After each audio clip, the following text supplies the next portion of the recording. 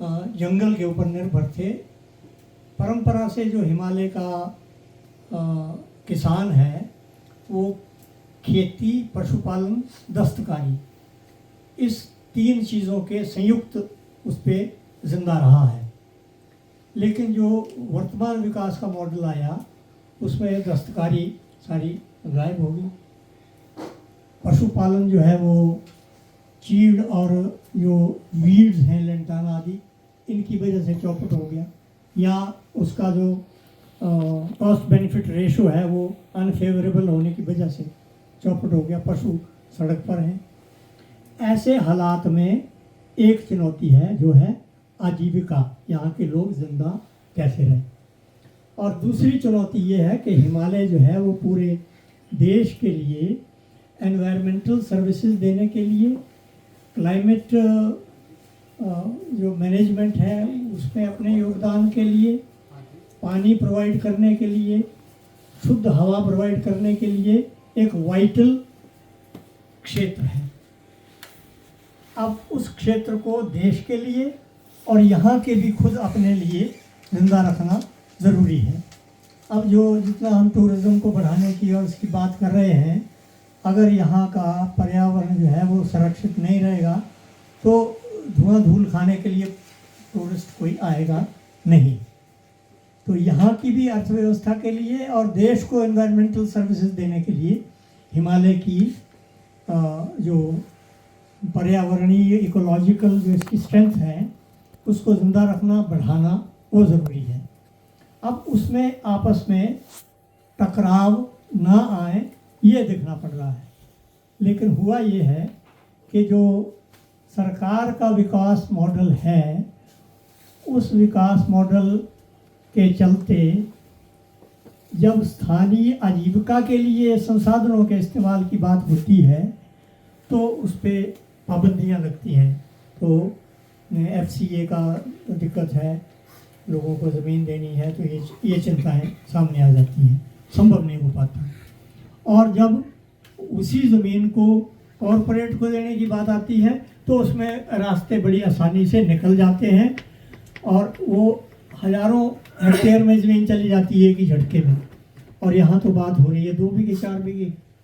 तो ये जो एक नीतिगत, इसको हम बदनीयती कह सकते हैं या नासमझी भी बोल सकते हैं, तो इस चीज़ को समझना बहुत ज़रूरी है कि अगर यहाँ पूरी जितनी आबादी है उनको 2 बीघा 3 बीघा अगर देने भी लग जाएं तो इतनी ज़मीन नहीं लगेगी जितनी के ये खनन और डैम और इस तरह के 4 लेनिंग के उसमें वो इस्तेमाल हो रही है और वो डाइवर्शन भी जंगल की आसानी से हो जा रही है। सोलर पैनल है। तो जो भी ये चीज़ें हैं, तो हिमालय के लिए हमारा ये था कि एक किताब लिखी गई थी small is beautiful, doctor Schumacher, जापानी उसने लिखी थी। तो उसने ये पूरे दुनिया के लिए उसने बात कही थी, लेकिन हिमालय के लिए वो सबसे ज़्यादा उपयुक्त है कि हिमालय के लिए जो विकास के जो भी तरीके हैं वो छोटे छोटे होने चाहिए।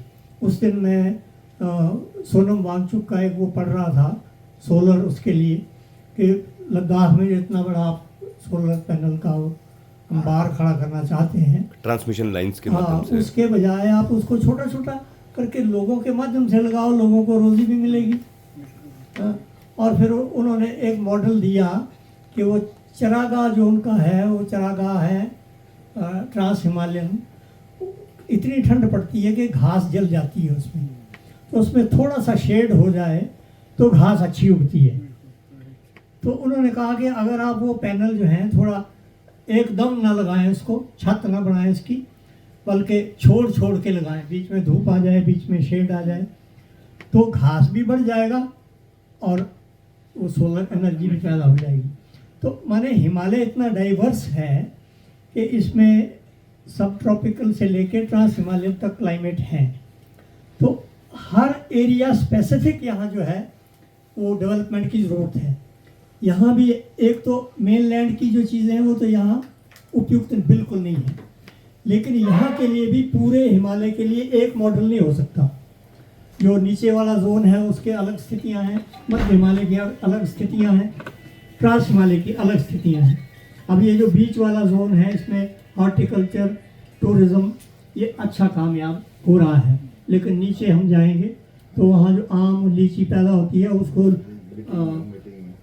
बिहार और यूपी की लीची से compete करना पड़ता है, वो वायबल नहीं रहती है, उतनी मात्रा में वो उत्पादन भी नहीं हो सकता है।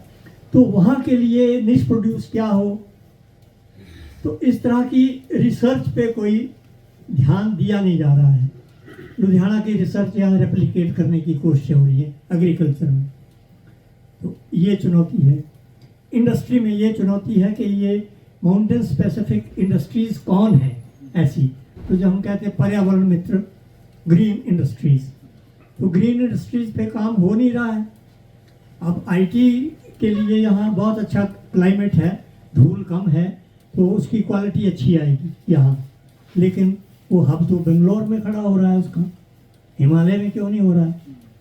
तो उसको ऐसा छोटे छोटे स्केल पे बिखरा हुआ, तो यानी वो तो एक उदाहरण है। ऐसे कई सारी गतिविधियां हो सकती हैं जो हिमालय के लिए उद्योग के क्षेत्र में उपयुक्त हैं। फिर सबसे बड़ी चुनौती है यहाँ का पानी, तो जो पानी है वो कम भी हो रहा है और पॉल्यूट भी हो रहा है।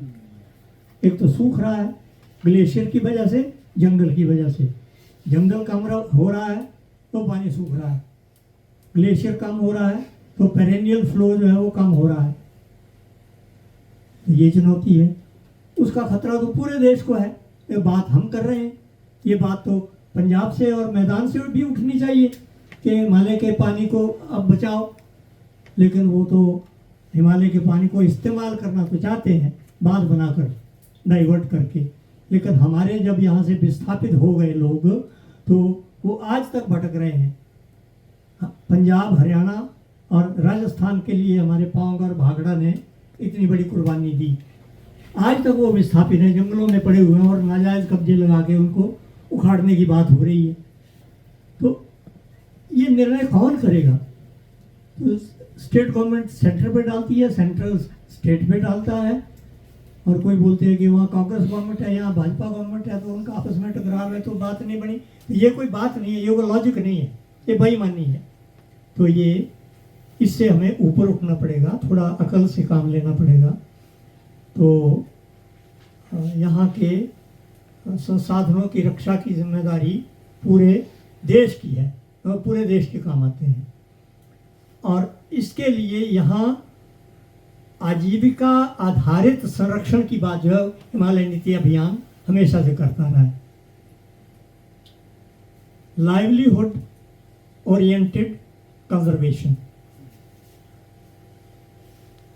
तो इस दिशा में सोचने की ज़रूरत है, चाहे वो फिर संरक्षण के तरीके हों, उद्योग के तरीके हों, खेती के तरीके हों, या जो पर्यटन है ये तरीके हों।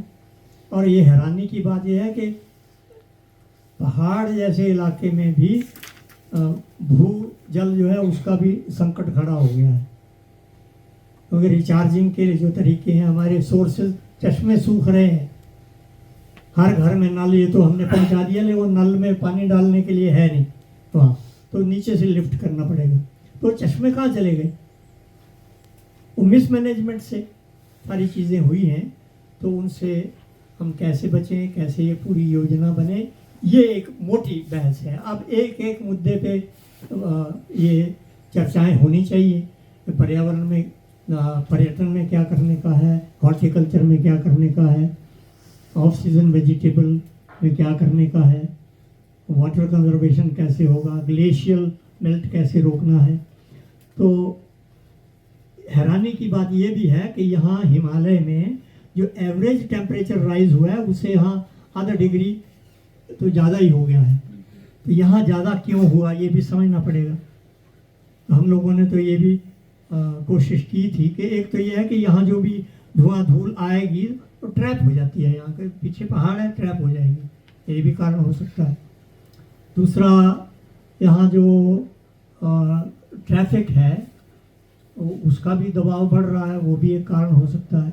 लेकिन जो पूरे देश का दबाव है वो भी तो है ना, जो पूरा देश जो धुआं छोड़ रहा है उसकी कीमत तो हम चुका रहे हैं यहाँ पहाड़ देश में, नहीं, पूरा दुनिया। हाँ। तो चलो हम फिलहाल मतलब वो तो दुनिया, वो तो देश लड़ेगा आगे दुनिया आज से, जो हिमालय लेकिन से उसकी वजह से ये सारी समस्याएं खड़ी हो रही हैं।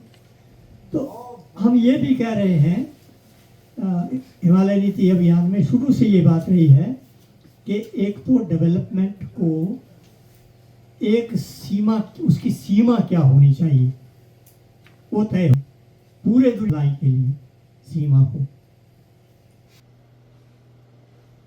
हिमालय में एक बेहतरीन विकास का मॉडल खड़ा पर्यटन की बात करते हैं तो हम रिस्पॉन्सिबल पर्यटन की बात करते हैं, तो वो एक विकल्प है। जब हम एनर्जी की बात करते हैं तो हम विंड सोलर की बात करते हैं, लेकिन सोलर एनर्जी भी बड़े प्रोजेक्ट के माध्यम से नहीं। हर घर में अब कितने देश में लगभग 6 लाख गांव हैं, तो हमारे एक साथी